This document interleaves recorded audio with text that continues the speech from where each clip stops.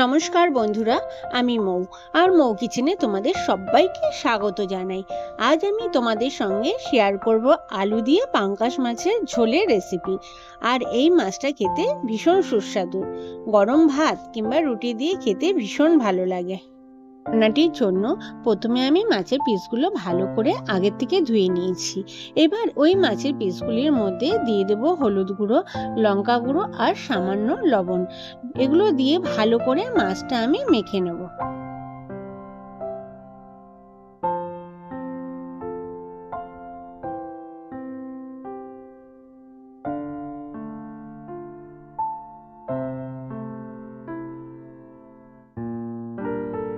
কড়াইতে দিয়ে দেবো সর্ষের তেল। আর তোমরা চাইলে সাদা তেল দিয়েও রান্নাটা করতে পারো, তবে রান্নাটা সর্ষের তেল দিয়ে করলেই বেশি ভালো হবে। আর ওই তেলের মধ্যে দিয়ে দেবো সামান্য একটু লবণ। লবণ দিলে মাছটা ফুটে গায়ে আসবে না। তেলের সঙ্গে লবণটা ভালো করে মিশিয়ে নেব। একটি খুন্তির সাহায্যে নুন হলুদ মেখে রাখা মাছের টুকরোগুলো একে একে তেলে দিয়ে ভালো করে ভাজতে থাকবো। এই মাছগুলো কিন্তু ভীষণ ফাটতে থাকে, তাই আমি এই মাছগুলো ভাজার সময় একটা ঢাকনার ব্যবহার করব। আমি মাছগুলো খানিকক্ষণ ভেজে নেব। তারপর ঢাকনাটা তুলে মাছের পিসগুলো উল্টিয়ে আবার ঢাকনা চাপা দিয়ে দেব অপর পিঠগুলো ভাজার জন্য। এভাবে সমস্ত মাছের পিসগুলো আমি খুব সাবধানে ভেজে তুলে নেব। তোলার সময় খুব সাবধানে তুলতে হবে, না হলে এই মাছগুলো ভেঙে যাওয়ার খুব সম্ভাবনা থাকে।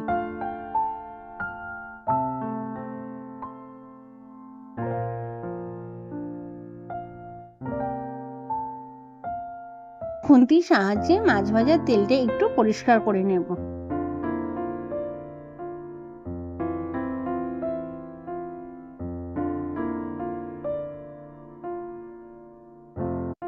তেলে দিয়ে দেবো একটি শুকনো লঙ্কা দু টুকরো করে। দিয়ে দেবো পেঁয়াজ কুচি। পেঁয়াজ কুচিগুলো আমি তেলের সঙ্গে খুব ভালোভাবে ভেজে নেব। পেঁয়াজগুলো তেলের সঙ্গে ভাজা হয়ে গেলে তাতে দিয়ে দেবো দুটো মিডিয়াম সাইজের টমেটো বাটা। বাটাটা আমি খুব ভালো করে কষিয়ে নেব, যাতে টমেটোর কাঁচা গন্ধ না থাকে। দিয়ে দেবো পেঁয়াজের পেস্ট। এখানে আমি দুটো বড় সাইজের পেঁয়াজ নিয়েছি। এটা আমি ভালো করে মশলার সঙ্গে কষিয়ে নেব।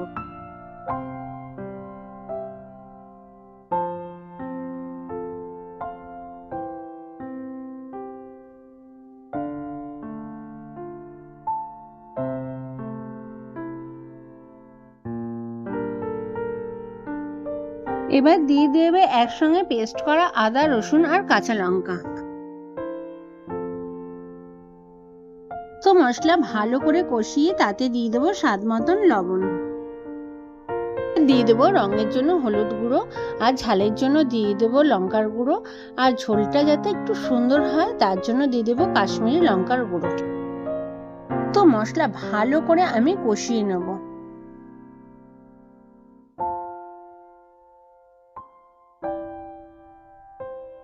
এবার দিয়ে দেবো আগের থেকে কেটে রাখা লম্বা লম্বা আলুর টুকরোগুলো।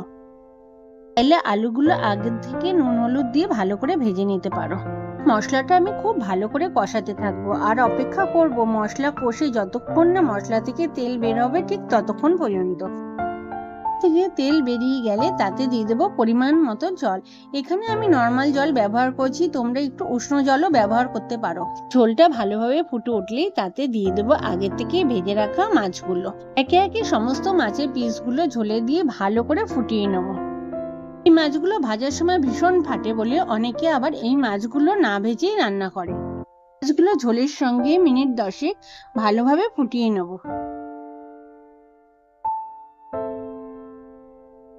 তারপর ওপর থেকে ধনেপাতা ছড়িয়ে স্ট্যান্ডিং টাইম পর্যন্ত রেখে দিলেই রেডি দারুণ স্বাদের পাঙ্গাস মাছের ঝাল।